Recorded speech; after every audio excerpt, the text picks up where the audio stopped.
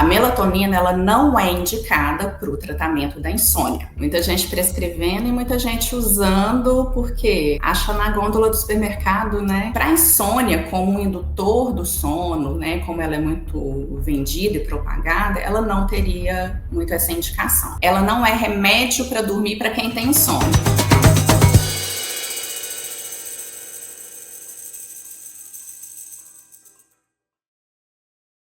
Esse é o caso da melatonina, que saiu aí umas notícias que deixaram muitas pessoas abaladas e estressadas sobre o risco da melatonina causando insuficiência cardíaca. Esse é um tema que a gente precisa discutir. O papel da melatonina, os riscos dela, quais as verdadeiras indicações e refletir sobre o como nós estamos medicalizando a vida. Esse é o tema deste episódio do MEV-REC, o podcast mais MEV do Brasil, feito aqui e patrocinado pela Escola Brasileira de Medicina do Estilo de Vida, a MEV Brasil.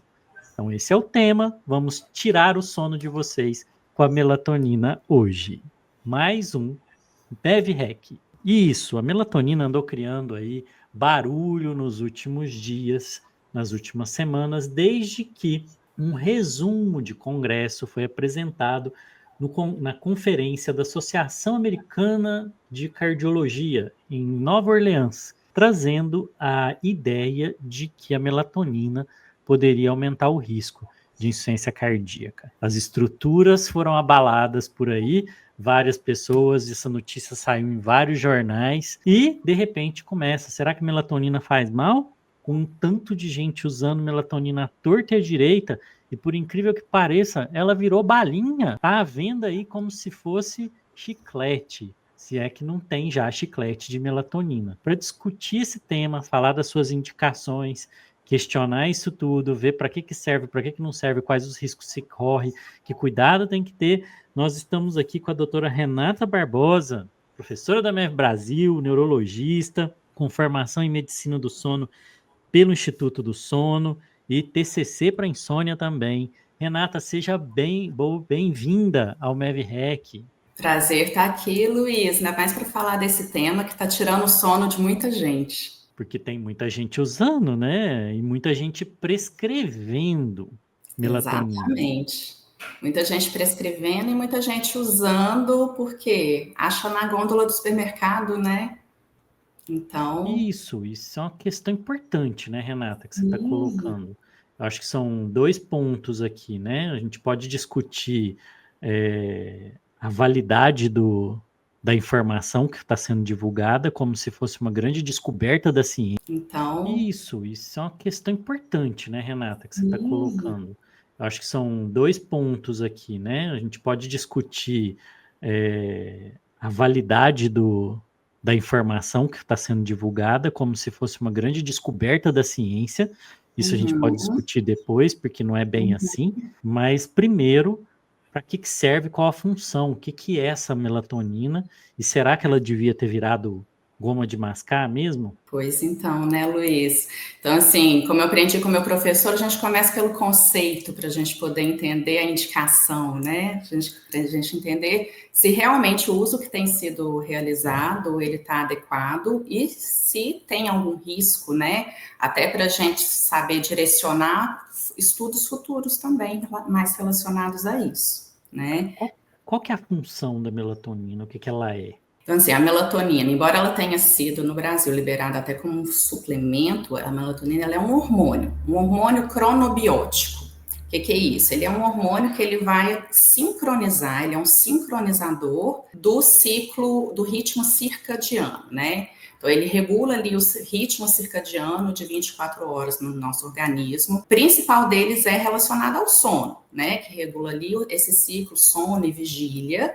Mas também nós temos outros ritmos biológicos que dependem dessa sincronização também, como a regulação da temperatura, de liberação de hormônios, tudo. E aí durante o dia, né, Renata? Não só mesmo durante o dia. Então, a melatonina, ela ficou conhecida muito como hormônio do sono, mas ela é, na verdade, o hormônio do escuro. Por quê? Ela depende do escuro para ocorrer a liberação dela, tá? Então, ela é liberada lá no meiozinho lá do cérebro, na base do cérebro, pela glândula pineal, ativada pela detecção do escuro pela nossa retina. Então, passa lá pelo núcleo supraquiasmático e ativa lá na pineal o início dessa liberação dela. E isso serve como um marcador de tempo, então um sincronizador, como se estivesse ali marcando o tempo, ó, tá chegando a hora de dormir, tá chegando a hora de dormir. Isso faz parte dos processos ali que fazem surgir o sono. Então, tem um processo que a gente chama de circadiano, que depende dessa liberação. Ela é importante também na determinação dos cronotipos, por exemplo. Na população, nós temos 3 cronotipos, que são ali o cronotipo matutino, aquelas pessoas que vão dormir muito cedo e acordam muito cedo, né? Ali é aquela pessoa que tem uma energia maior de manhã. Que tem uma energia maior de manhã, mas 8 horas da noite já está ali mandando o convidado embora, saindo de fininho para o quarto. O outro extremo são os vespertinos, aquelas pessoas que elas são muito mais ativas, né, assim, no período mais da tarde, à noite, vão dormir mais tarde e acordam mais tarde também. E o meio do caminho ali que são os intermediários. A maioria da população é intermediária, então em torno ali de uns 50%, e matutino e vespertino vai ali cerca de 25% para cada lado. Essa determinação, ela é genética, e ela estabelece qual o horário de início de elevação e de pico da melatonina. Então, isso já é geneticamente determinado, mas o ambiente ele também influencia, ou para adiantar ou para atrasar um pouco essa liberação também. E aí eu posso dizer, será que eu estou exagerando se eu corrigir as pessoas e disser que a melatonina não é um hormônio do sono, porque ela não provoca sono, mas é um hormônio que é liberado se eu estiver dormindo à noite, né? Então eu posso corrigir e dizer, não, a melatonina não é um hormônio do sono, ela é um hormônio liberado no sono. Ela é um hormônio liberado no escuro que vai facilitar essa vinda do sono. E o pico maior dela ocorre durante o sono. Ela é importante para a formação desse sono, mas ela não é o hormônio ela não é um bom indutor de sono. Né? É porque isso é uma questão, né? Exatamente. Ela pode ser indicada para insônia. Então, para insônia, se a gente olhar lá, né, tanto no consenso brasileiro de insônia, no consenso europeu de insônia, tudo isso mundialmente, a melatonina ela não é indicada para o tratamento da insônia. Tá? Embora a gente saiba que haja esse uso indiscriminado, tanto por indicação médica, sem muita precisão, quanto por uso da própria população que encontra ali e no supermercado, na farmácia, sem necessidade de prescrição. Então, ela não é recomendada para o tratamento do insônia, salvo em 2 exceções. Nos pacientes idosos, pode ter ali algum benefício, tá? Relacionado a uma possível redução de produção ali da melatonina, e também nos pacientes com transtorno do espectro autista, que também teria uma possível redução, tá? E aí auxiliaria nessa questão da insônia nessas 2 populações, tá? Ou seja, para a insônia como um indutor do sono, né, como ela é muito vendida e propagada, ela não teria muito essa indicação. Então, ela tem sim indicação. Dormir, ela não é. Ela não é remédio para dormir para quem tem insônia. Ela pode ser em alguns outros distúrbios do sono, ela ter ali algum benefício. Aí são as indicações realmente ali mais precisas dela, que são relacionadas, como eu falei no início, ela é um sincronizador do nosso relógio biológico. Então, a indicação precisa dela são nos distúrbios do sono, que a gente chama de distúrbios do ritmo circadiano. Quando o nosso relógio biológico, ele está fora do ritmo, ele está atrasando, adiantando. Isso. Ela é um acertador de ponteiros. Exatamente. Quando esse relógio está batendo fora de compasso, tá? Porque o que a melatonina faz? Já conhece aqueles relógios antigos de corda? À medida que vai perdendo a corda, você tem que ir lá e dar a corda de novo, porque senão ele começa a marcar a hora atrasada. Então, a melatonina ela é como se ela estivesse dando a corda, então ela ressincroniza esse relógio para ele voltar a bater ali no ritmo certo, tá? Então, ela é indicada nos transtornos do ritmo circadiano, em especial em um tipo que chama atraso de fase do sono. O que é isso? A gente tem ali o início da liberação da melatonina e o pico dela, tá? Como se fosse uma curva de Gauss, né? Que vai subindo, tem um pico e depois desce. Nas pessoas que têm esse atraso de fase do sono, essa curva ela está desviada para a direita. Então, essa melatonina, ao invés dela ser liberada e ter... A maioria da população tem um pico ali entre 2 e 4 horas da manhã. Então, 2 e 4 horas da manhã. Isso. Então, Então, assim, quando... na verdade, ele começa a fazer o pico muito depois que eu já fui dormir. Muito depois que já foi dormir. Então, assim, ela inicia a liberação, a produção dela, à medida que vai escurecendo, e aí ela vai liberando, vai subir nessa curva, mas o pico dela ocorre lá no meio da madrugada. Quando eu já dormi. Depois que já dormiu. Então, por isso que não serve para induzir sono. Não serve para induzir sono. Nas pessoas que têm um atraso de fase de sono, esse pico, o início dela e o pico, acaba que eles estão muito atrasados. Então, ao invés da pessoa ter o pico lá entre 2 e 4 da manhã, ela vai ter o pico lá já amanhecendo. É como se o relógio tivesse atrasado mesmo. É como se o relógio tivesse atrasado mesmo, tá?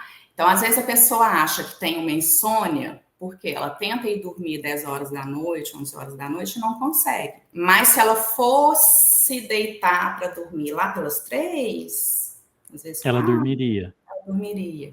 Só que isso socialmente acaba que fica desalinhado, porque nós somos seres diurnos e o nosso funcionamento é diurno, a sociedade funciona nesse ritmo, né? Então a gente, nesses casos, pode dizer que tem um atraso de fase do sono.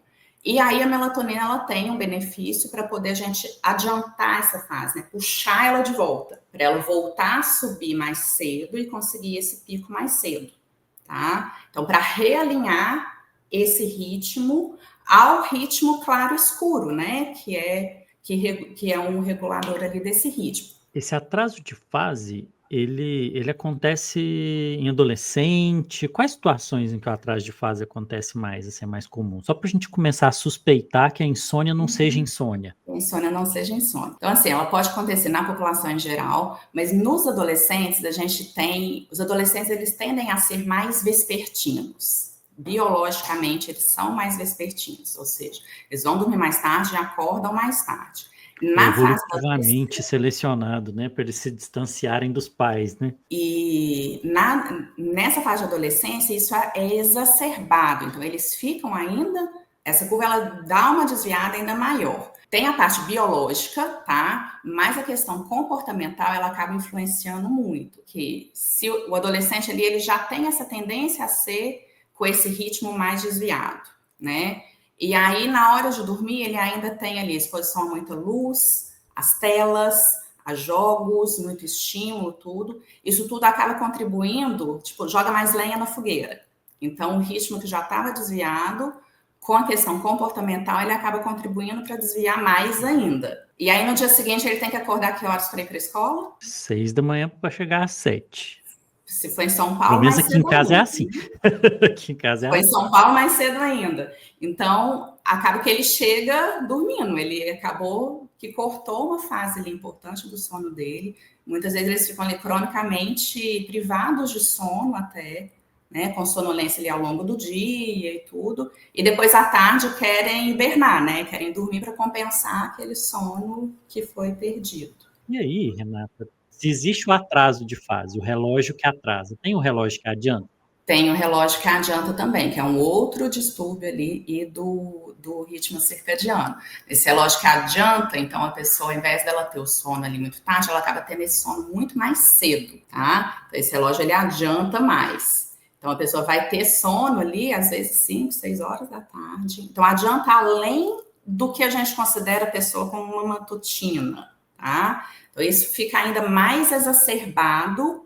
E aí, a pessoa quer ir dormir muito cedo. E aí, quando é ali, às vezes, 3, 4 horas da madrugada, ela já acordou. Só que o que acontece muito, que a gente vê no consultório? Esses pacientes, né? Que isso acontece muito em idosos, que tem essa fase mais... Fiquei pensando isso aqui, se o atraso de fase dá impressão de insônia no adolescente, se o adiantamento de fase não é uma falsa insônia no idoso. É uma falsa insônia no idoso, é um diagnóstico diferencial, assim, para aquele despertar muito precoce. Porque o idoso, ele chega falando que ele quer um remédio para dormir a noite inteira. Mas quando você vai ver o tempo que ele está dormindo, ele na dorme verdade, 8 horas. Ele está dormindo uma quantidade de horas adequada, às vezes até além. Só que ele acorda 3, 4 horas da manhã, mas o mundo ainda não começou a funcionar, ainda não está de dia, as outras pessoas ainda não acordaram. E aí ele fica incomodado porque ele já acordou, mas ainda não está claro, não tem sol ainda, e isso acaba considerando que isso é uma insônia e que é um remédio para poder dormir até de manhã, né? E na verdade, nesses casos, a gente faz muito ajuste muito mais comportamental relacionado a isso, né? Com exposição à luz, tudo. E aí a melatonina não tem lugar nisso. Para essa fase mais adiantada, não. Ela tem, no atraso de fase, ela teria sim, tá? Aí na melatonina é mudar o comportamento mesmo, é alguma coisa.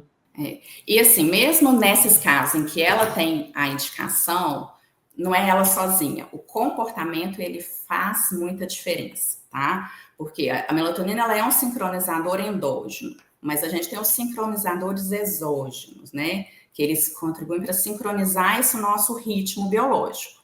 A gente não escapa do estilo de vida, né? Não escapa de jeito nenhum. Então, assim, a gente tem o relógio central, mas a gente tem os relógios periféricos. Então, na pele, na retina, no estômago, no intestino, que dependem muito do ambiente, o que a gente está exposto. Então, os principais sincronizadores são a luz, a atividade física e o horário de alimentação. Então, a luz, de manhã, ela sincroniza para o bem, para ajudar a regular esse ritmo.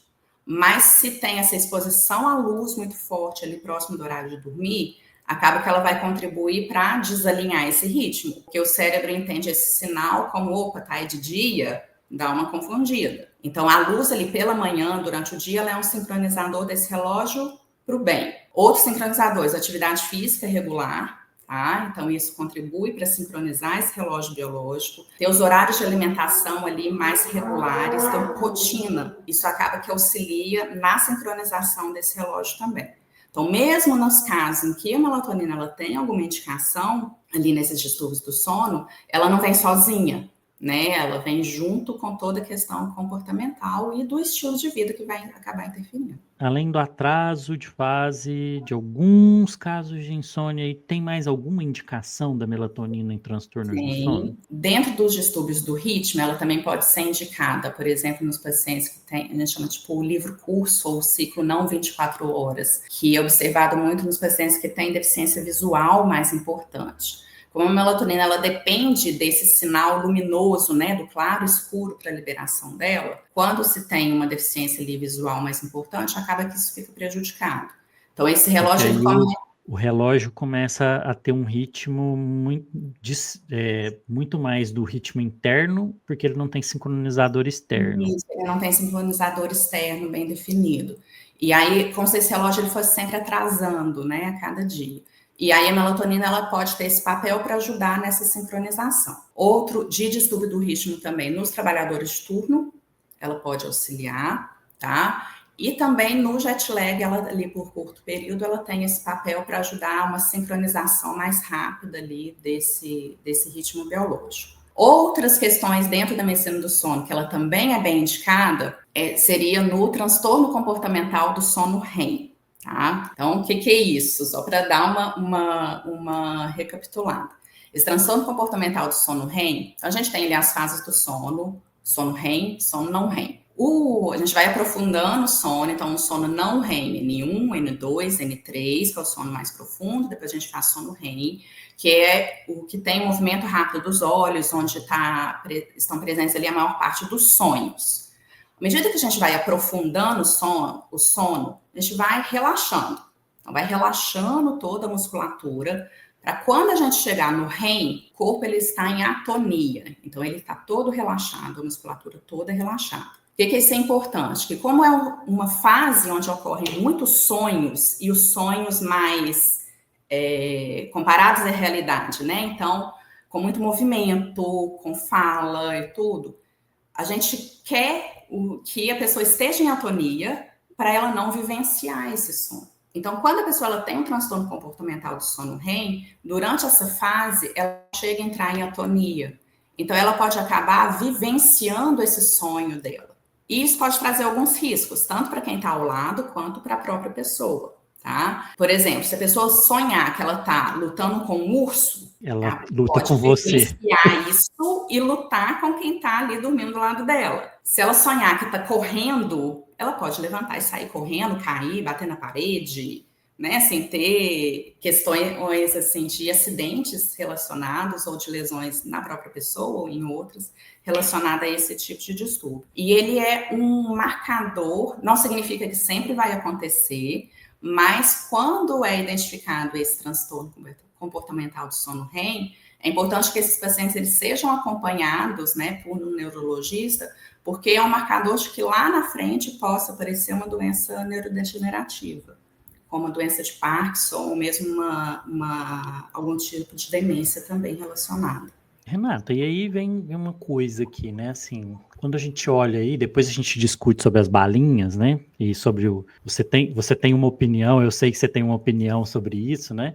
E essa opinião ela é importante, porque é bem crítico isso de estar vendendo em qualquer lugar, né? Qual que é a dose que é prescrita? Porque assim, eu já vi de tudo, né? De 1 miligrama, 0,5 miligrama, até 200 miligramas por cápsula comprimida, ou sei lá o que, líquido, e assim, é muito distante um do outro, né? E qual que é a dose que é quando é usado, né? Só para a gente ter ideia da ordem de grandeza, porque eu acho que não é a questão nem da gente discutir qual a dose para o paciente e tal, mas a ordem de grandeza. Se a gente está falando de 0, alguma coisa, a dois zeros à esquerda, vamos dizer assim, à direita, né?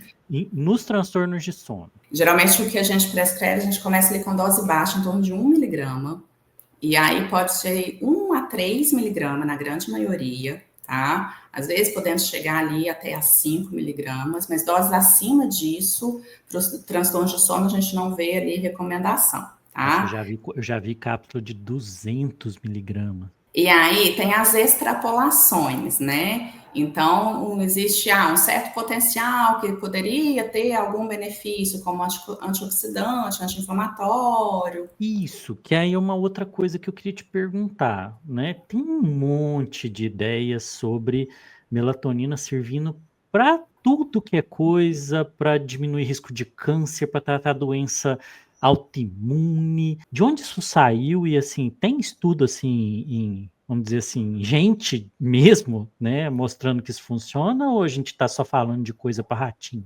Então, assim, a melatonina ela tem um potencial, né? Ela de ser anti-inflamatório e antioxidante e imunomodulador, tá? Mas isso em relação ao que a gente sabe que ela tem potencial. Não significa que a gente já tenha Que ela seja. evidência para uma aplicação clínica mesmo relacionada a isso. Isso é só teórico. Então, existem sim estudos mais de base animal e estudos pré-clínicos mostrando algum tipo de benefício relacionado a tanto a questão metabólica, tá? Relacionada a diabetes, a redução de risco cardiovascular, ao câncer também, em redução ali de aumento tumoral, ou mesmo redução de efeito colateral durante terapia, um pouco em relação a potencial de neuroproteção, tá? Então, relacionado ali a doença de Alzheimer, tudo, se teria ali algum papel relacionado a isso, a recuperação de injúria neurológica também, tá? Mas ainda carece de evidência assim, mais robusta mesmo, tá? Tipo, de ensaio clínico em humanos mesmo e tudo, para poder a gente afirmar e indicar para essas finalidades. Então, assim, tudo isso que tem para essas coisas não tem um estudo clínico com uma evidência boa, de boa qualidade. É tudo uma especulação ainda. Por enquanto, ainda é especulação. E aí, nesses casos, é que muitas vezes a gente acaba vendo esse uso em altas doses, né? Mas aí a gente não tem também a questão da segurança desse uso, né? Que é inclusive o que foi colocado em voga nessa publicação recente. Porque afinal é um hormônio, né? Essa é a questão. É um hormônio, a gente não está falando de uma coisa inócua, né? Tem efeito biológico. A gente não sabe o que acontece ao uso de longo prazo ainda, né? Porque essa Ela é muito nova. Então, assim, o que a gente tem de informação? Em relação a efeito colateral, normalmente a melatonina, nessas doses usuais que a gente usa, em dose baixa, tudo, Nós estamos ela falando é de um dígito. um dígito, miligramas e não gramas. Esse uso, ele é, geralmente, para as indicações ali que são precisas, é um uso que ele é seguro e bem tolerado, com pouco efeito colateral. Pode dar um pouco de náusea, de dor de cabeça. Algumas pessoas relatam pesadelo associado, pode ter um pouco de sonolência no dia seguinte. Então, tem que ter sempre um acompanhamento com regulação ali de dose, de horário de tomada. Dependendo do que você quer, pode ter horários recomendados diferentes também. Então, esse uso ele é considerado seguro, principalmente no curto prazo, tá? O que é o curto prazo? Curto prazo, menos de 6 meses. E tem estudos ali entre 6 e 12 meses mostrando essa segurança relacionada a esse tipo de uso, para essas indicações e nessas doses usuais. Porque aí também a pessoa começa a usar, mas ela tem que fazer as mudanças comportamentais, de estilo de vida, e aí depois faz a desprescrição. Exatamente. A ideia é que ela seja ali, tipo, esse suporte inicial, enquanto vão se ajustando às outras coisas relacionadas. Os outros relógios. Os outros relógios, né, ali aos sincronizadores, e depois ela poderia até sair, se as outras coisas ficarem ali muito bem ajustadas, tá? Salvo em algumas indicações que às vezes vão acabar ficando ali durante mais tempo. De estudo de longo prazo, tem muito pouco ali em relação à segurança de uso dela, além dos 12 meses, tá? Então, isso que esse estudo mais recente quis trazer, né? A gente tem algumas questões metodológicas, o próprio estudo mesmo ainda nem foi publicado, mas já o abstract já trouxe aí muito alarde na imprensa, tudo. Vamos até falar disso, né? Porque eu acho que para o bem e para o mal existe um problema do uso do conhecimento científico. Eu acho que esse exemplo, ele é muito bom para pegar isso, porque assim, até colegas médicos entraram em pânico com as notícias, assim, nossa, eu uso, eu prescrevo e tal. E de verdade, né, essa pesquisa, ela foi uma pesquisa observacional, né, Renata? Assim, foi retrospectivo, olhando em prontuário, não foi publicada num artigo, foi um resumo apresentado num congresso. Para médico e para quem está acostumado com isso, né, eu gosto de brincar que resumo apresentado em congresso vale alguns centavos, porque até aluno, né, você pega um aluno no estudante de medicina, ele faz uma revisão, apresenta num congresso, né? E a gente não pode tomar isso como uma evidência, mas criou um pânico gigantesco aí, né? Virou notícia. Da forma que foi noticiada, eu acho, na imprensa, que acabou gerando muito esse pânico também, né? Posso até dizer assim com tranquilidade, uma irresponsabilidade na forma como isso foi mostrado, porque criou um problema assim. Nós não estamos falando que é para defender a melatonina, temos críticas sobre isso a seguir. Próximo tópico vai ser esse, mas também não é uma forma responsável de noticiar, porque as pessoas precisam. Imagina se trata outras medicações em que a retirada ou a suspensão é uma coisa muito mais séria, da mesma forma que trataram esse tema, né? Porque se tirar melatonina de 90% das pessoas que estão usando, isso aqui não vai causar dano nenhum, vai causar talvez mais benefício para as pessoas. Né? Mas é uma forma muito irresponsável de lidar aqui. Esse tipo de estudo, se ele se confirmar, vai ser interessante chamar a atenção das pessoas, porque é um hormônio a longo prazo sendo usado, e a gente não sabe o que acontece por mais de 12 meses. E também, né, qual tipo de evidência sobre aqueles outros usos, né? A gente está usando estudos sem boa evidência para indicar para um monte de outras coisas. Exatamente. Então, assim, só trazendo um ponto importante desse uso, né, menos de 12 meses, a gente sabe na literatura que a retirada dele, esse uso, ele não vai provocar dependência e não tem efeitos de retirada tipo abstinência e não tem evidência que faça supressão da liberação nesse uso nessas doses menores e por curto período. A longo prazo, a gente ainda carece desse dado assim mais robusto. E aí esse estudo, né, como você disse, é um estudo observacional, retrospectivo, com base em registros de prontuário, né, até foi um acompanhamento, eles analisaram até um tempo longo, né, ali de 5 anos, e uma população grande, mas...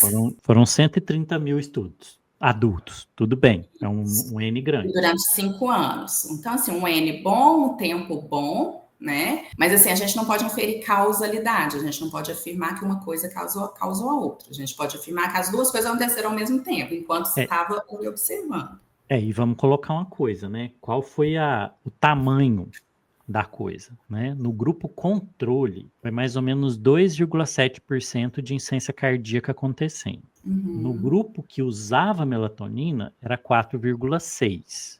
Então também não é assim, 90% das pessoas no grupo que usava melatonina. Teve um aumento significativo de um para outro, mas aumentou um pouco para um pouco mais. Né? Não é aquela incidência gigantesca para, ainda que se confirme. Ainda que seja 90% de aumento de probabilidade, vamos dizer as coisas do jeito certo, né? Sim. Existe 90% mais de probabilidade de eu encontrar alguém com insuficiência cardíaca entre aqueles que estavam usando melatonina do que aqueles que não usavam. Mas olha a frase que eu estou dizendo, de você encontrar alguém que tem insuficiência cardíaca dentro daquele grupo. Não estou dizendo que 90% mais chance de acontecer no grupo que está usando, porque não é causalidade. Isso é importante, né, Renata? Porque, exatamente. Inclusive, a pessoa pode ter começado a usar a melatonina porque ela tinha sintomas, porque a gente sabe, por exemplo, que uma pessoa com insuficiência cardíaca pode ter dificuldade de dormir, dependendo da postura que ela dorme. Assim, a gente tem várias críticas, assim, em relação a esses resultados, o que eles realmente significam, né? E não é crítica no sentido de crítica de falar que o trabalho foi mal feito, não. Não, é em a relação... conclusão que se tira do desenho. Isso, né? Por exemplo, os pacientes que usaram a melatonina por mais tempo, né? Que esses que fizeram o uso da melatonina ali por mais de 1 ano e tudo. Que algumas coisas que a gente pode pensar a respeito desse perfil de paciente. Que eles tinham mais distúrbios do sono, então que dormiam pior. A gente não sabe se eles tinham outros distúrbios do sono, por exemplo, como a apneia do sono, que por si só já aumentaria o risco cardiovascular também. A gente sabe que os distúrbios do sono, em geral, o fato de dormir menos ou dormir mal, aumenta o risco cardiovascular. Né? A própria insônia aumenta o risco cardiovascular, aumenta o risco de morte por todas as causas. Então, nesse grupo que acabou recorrendo à melatonina, esse uso mais a longo prazo, será que eles já não tinham de base um risco maior? E aí, como a melatonina não trata insônia, como você acabou de dizer, não tratou o fator de risco e ela acabou desenvolvendo mesmo. Exatamente. Né? Então, assim, esse já é um certo viés ali de confusão na análise desse resultado. Foi o remédio inútil nesse caso, né? Exatamente. Outro ponto importante, né? Que um dos autores ele até faz esse comentário em relação ao estudo, que eles analisaram as pessoas que usaram melatonina para insônia durante mais de 1 ano. O primeiro ponto que o estudo viu é que as pessoas estão usando melatonina para tratar insônia, ou seja, para tratar uma indicação que não é indicada, né? Estão usando sem uma indicação e ainda por um tempo prolongado. Né? Então, mesmo não funcionando, ela continua usando. Ele mostrou que sim, ela está sendo usada com essa finalidade. Né? Eu acho que esse é um ponto assim, bem relevante desse estudo para chamar a atenção que ela, como tem até essa liberação, como suplemento, fácil acesso, tudo, as pessoas elas estão usando sem uma indicação precisa e por longo período. Em relação à insuficiência cardíaca, a internação por insuficiência cardíaca e o aumento de mortalidade, o estudo ele mostrou que teve esse aumento, mas a gente não pode falar de causalidade por causa do modelo do estudo. Ainda tem outro ponto de confusão em relação a esse estudo que é possível. Como a melatonina ela é de venda livre nesse registro que eles avaliaram, pode ter pessoas no outro grupo que também estavam usando e não tinha esse registro no prontuário, já que eles analisaram o registro do prontuário. Outro ponto também, a gente não sabe em relação à dose, em relação à pureza da melatonina, se o que ela estava usando era tinha só melatonina ou tinha alguma outra coisa, já que em vários locais ela é vendida como suplemento e aí não tem uma regulamentação muito forte do que tem ali. E aí tem outra coisa, né? Se a gente entra num site desse de suplemento no mundo inteiro, você tem toda a combinação possível e imaginável do mundo junto com melatonina. Melatonina com triptofano, melatonina com uma passiflora, melatonina com qualquer coisa, assim, com um monte de outros fitoterápicos para indução de sono. Então, vai saber o que tinha misturado em do que cada pessoa dessa usou, né? Sim. Então a gente não sabe o que, não sabe a dose, e aí juntou isso tudo através do registro que estava ali no prontuário que a pessoa usou. Então, assim, acaba que isso tudo gera uma certa confusão na análise para a gente analisar bem esses resultados, acaba que isso tudo entra como um viés também. Para a gente conseguir afirmar, assim, que essa associação, embora tenha mostrado esse aumento, que tenha realmente uma relevância clínica para isso. E que seja de causalidade, que esse é o ponto. Seja de não dá para afirmar o que é próprio desenho causalidade. do estudo, a gente não dá para a gente afirmar isso. Tá? E aí, Renata, aí a gente chega num ponto que é aquilo que eu quero a sua opinião, assim. A gente né, foi liberado para venda no Brasil. Em que ano que foi que liberou para venda? 2021. Porque até 2021 não podia vender melatonina no Brasil. Né, as pessoas traziam dos Estados Unidos, né? Então o pessoal ia passear lá, ou muamba mesmo, né? Contrabando. O pessoal trazia, então alguém ia viajar e traz para mim uns 5 vidros de melatonina, né? O pessoal trazia assim, ou vinha por outras vias, mas não se vendia no Brasil porque não tinha uma indicação clara. Então, quando não tem uma indicação e nenhum resultado, a Anvisa acaba não permitindo. E aí, a partir de 2021, pronto, começa a vender no Brasil. Só que não vende como remédio, vende como suplemento. E hoje a gente tem das gotinhas às balinhas, melatonina em tudo que é lugar. E aí, qual que é a sua opinião sobre isso? Porque é um hormônio. É um hormônio. Exatamente. A gente consegue, eu fico imaginando, né? Você consegue imaginar vender bala de testosterona, bala de hormônio tireoidiano, bala de cortisol solto por aí? Gominha de ursinho. Gominha de estrógeno, chiclete de progesterona. Então, acho que esse é o grande ponto que esse estudo ele acaba trazendo à tona em relação à banalização do uso. Então, a melatonina, porque ela acaba, a forma como ela foi liberada, não só aqui, mas também em outros países, na forma de um suplemento, acaba trazendo um pouco a impressão de ser um medicamento natural que não tem problema de usar, de venda livre e que pode ser encontrado em qualquer lugar.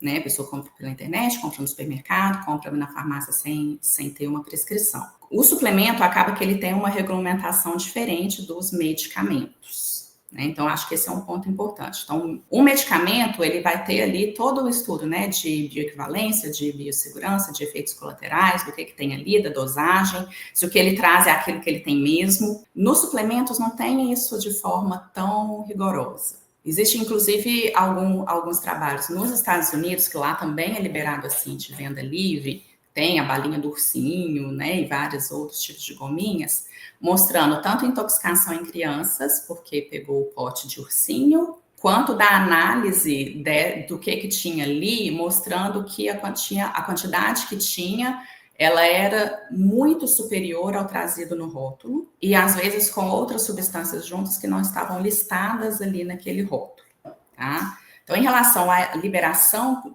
como suplementação, a gente já fica com esse pé atrás será que o que tem ali é o que está falando que tem mesmo? A outra questão é por não ser um produto natural sem nenhum problema. Na verdade, ela é um hormônio. Então, a melatonina ela é um hormônio que teve uma liberação como um suplemento alimentar. Então, ela teve a liberação no Brasil ali desde 2021 na forma de suplemento, numa dose menor de 0,21 miligramas. 0,21? Isso, que é o que foi liberado ali pela Anvisa. E aí a liberação é para adultos maiores do que 18 anos e deve ter no rótulo restrição de uso para crianças, para lactantes, para gestantes. E não pode ser feito a inferência assim no próprio rótulo ou propaganda que seria para melhora do sono.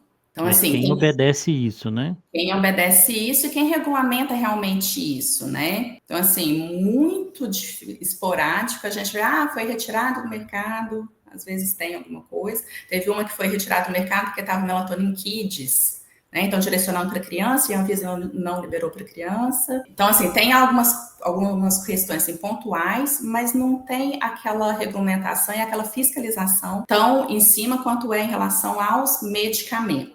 O que acaba também, né, Renata, dando uma... O que isso comunica? Eu fico pensando o que isso comunica para a pessoa. Exatamente. Comunica para as pessoas que é inócuo, né? Assim, não tem... Não inócuo, né? Inócuo é quando não funciona. Comunica para as pessoas que funciona para uma coisa que ela não funciona e para muitas outras coisas que ela talvez não funcione, mas que não tem risco, que não tem perigo usar. Exatamente. Eu acho que comunica muito isso, que é natural e que ela pode usar, afinal de contas, está vendendo no supermercado. Naturalmente sintético, né? Porque assim, não é natural, foi feito em laboratório, né, gente? Por favor, né? Não é sintético. Exatamente. É um hormônio que está sendo vendido na gôndola do supermercado sem uma fiscalização e uma regulamentação mais específica em cima, sendo usada por pessoas que não têm indicação e por uso prolongado, né? Sem a gente ter tanto dado em relação à segurança tanto dessas substâncias que estão sendo vendidas, que a gente não sabe exatamente o que, nem em relação ao tempo de uso, né? Então a gente sabe ali que o uso em doses menores para as coisas que ela é indicada por curto período não teria problema, mas desse uso a longo prazo a gente não tem tanta informação ainda assim. E eu acho que tem uma coisa que é a semelhança do processo que acontece culturalmente com as vitaminas, por exemplo. Né? É o mesmo modelo. Aconteceu com a vitamina. Ninguém tem olhar com isso, né? Porque vitamina não é só coisa boa. Vitaminas têm função biológica, tem efeito colateral, tem risco, mas se criou uma cultura e isso, infelizmente, né, tiveram aí grandes nomes da ciência que contribuíram para isso. Lamentavelmente, o exemplo do Linus Pauling com a vitamina C, né, de que vitamina C resolvia tudo como antioxidante, e aí ele acabou sendo usado aí por uma indústria de suplementos gigantesca e que dá-lhe vitamina para todo mundo em todas as quantidades, sendo que vitamina tem risco sim, né? A gente tem estudo que mostra aumento de risco de câncer com o uso de algumas vitaminas a longo prazo, você pode morrer intoxicado. Tá aí o grande exemplo da vitamina D, que você pode chegar na farmácia e comprar vitamina D sem receita, e você pode morrer. Você pode ter insuficiência renal, dependendo de quanto você toma. Como é que vende isso assim sem receita? Né? Vitamina D não devia ser vendido sem receita de jeito nenhum. E aí a melatonina foi colocada, acho que nesse mesmo balaio das vitaminas, né? E aí acaba trazendo muito essa banalização do uso, tanto por ser de venda livre e desse uso sem ter indicação também, e achando que eu acho que isso é o pior, que quando a pessoa ainda usa, sabendo, né, do potencial, risco, benefício, que pode ter efeito colateral, mas que apesar disso é indicado, é um ponto. Mas quando ela acaba usando sem ter indicação e sem ter a noção ali, né, dos efeitos disso a longo prazo, e ainda banalizando esse uso como se não tivesse problema, né, como se fosse algo natural e que não fosse trazer ali nenhum potencial prejuízo, é ainda pior. E eu acho que tem uma outra coisa, né, Renata, assim, o paciente, o leigo, o duro é que existe uma indústria toda de suplemento, isso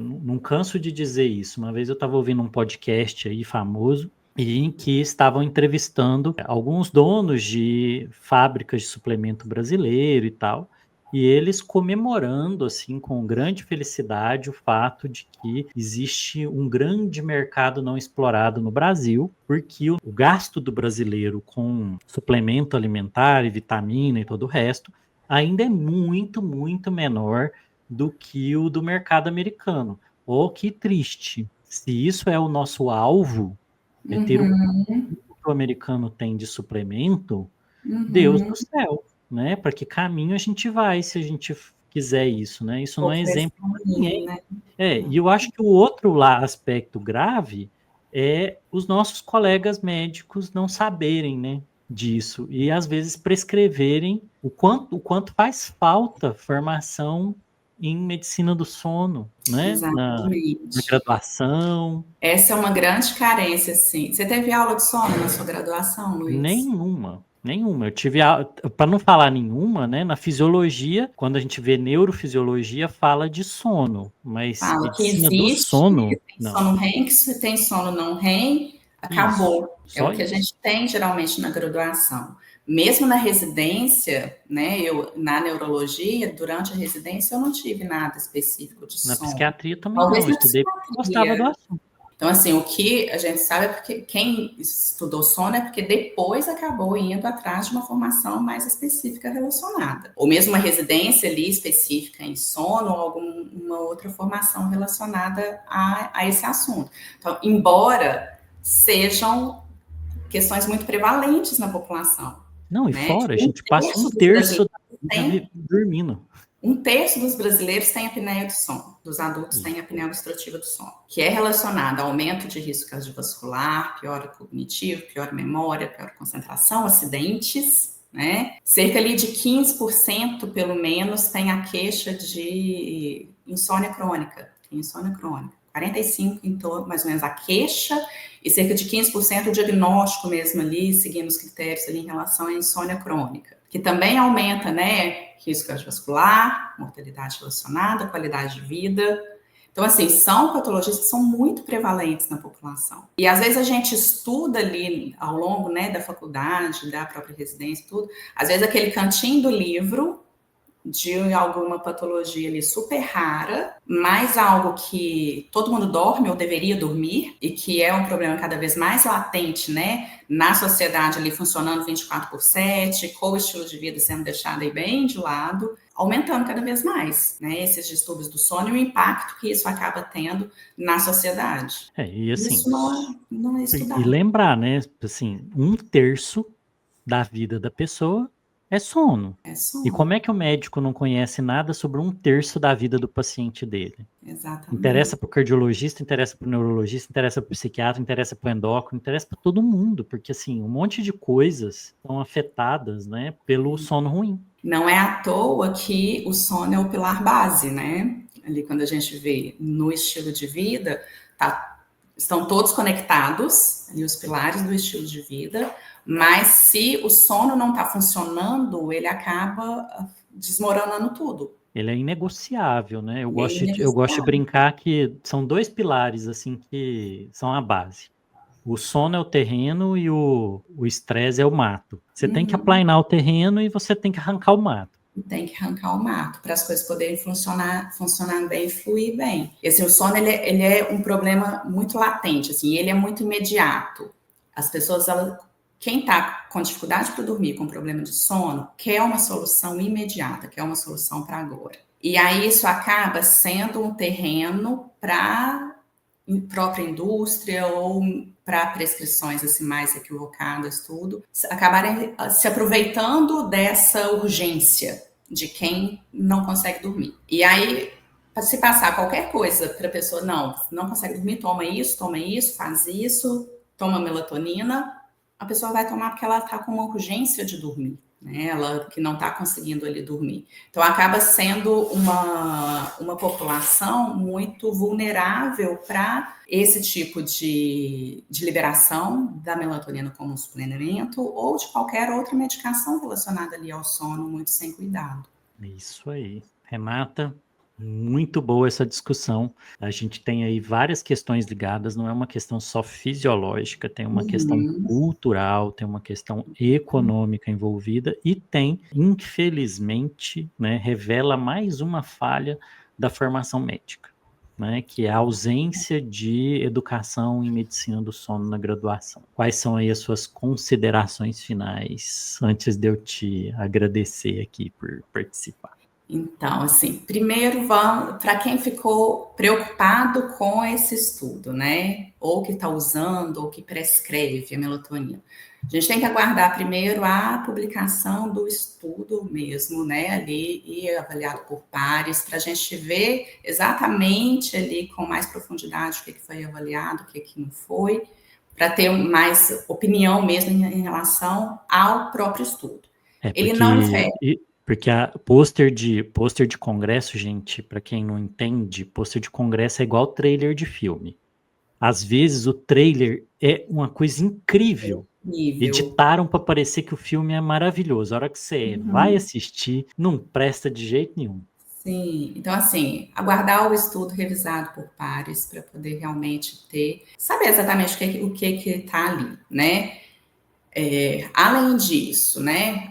Ele é um alerta, independente se esse resultado se confirmar ou não, ele é um alerta de que mais estudos são necessários sobre esse tema, sobre a segurança do uso da melatonina a longo prazo e também chamando a atenção de que ela está sendo muito usada para quem tem insônia, sendo muito usada para quem não tem essa indicação. Né? Então, primeira coisa, para quem está usando, revisar com o médico se realmente tem indicação de usar, se realmente essa pode continuar usando a longo prazo, o que mais que pode ser feito. E a primeira coisa, se ela tem indicação realmente de ter até começado a usar, porque às vezes ela está usando sem ter uma indicação ali precisa para aquilo. Então, acho que antes da gente pensar, não, é seguro ou não é a longo prazo, é assim, não, você tem indicação para usar ou não, né? Para aqueles que não têm uma indicação precisa, seria realmente suspender e avaliar outras medidas para aquilo, como na insônia, o mais recomendado é a TCCI, terapia cognitivo comportamental para insônia. Né? Se for o caso, são outras medicações que podem ser ali recomendadas nesses casos. Então, o primeiro ponto é realmente verificar se tem a indicação, se caso tiver, acompanhar os fatores de risco cardiovasculares, fazendo o controle adequado deles, inclusive com a medicina do estilo de vida, melhorando aí, né, alimentação, movimentação, o sono, o estresse, acompanhando esses outros parâmetros que acabam que também trazem um risco muito maior em relação a risco cardiovascular e risco de mortalidade também. Eu acho que é principal mensagem mesmo que tanto o estudo quanto que esse podcast traz é a gente trazer essa reflexão do uso que tem sido feito, se realmente está sendo prescrita de forma correta, se os médicos estão sabendo prescrever para as indicações corretas, né?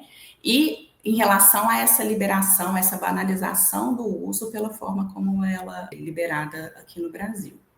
Isso aí. Brigadão, Renata. Foi uma ótima discussão. Quero te agradecer. Foi incrível os pontos que você trouxe. E eu acho que deixou bem claro para a gente, né? Não entrem em pânico, mas também não saiam chupando balinha de melatonina aí para torcer direita, né? Exatamente. Melatonina não é bala, é hormônio. Fica essa lição. Melatonina não é bala, melatonina é hormônio. Muito obrigado. Eu que agradeço, Luiz. Uma honra estar aqui. Isso aí. Esse foi mais um episódio do MEV-REC, podcast mais MEV do Brasil, da Escola Brasileira de Medicina do Estilo de Vida. Vamos trazer aí, continuar trazendo evidências, discutindo a ciência para ver como a sua prática pode se transformar. Até o próximo episódio.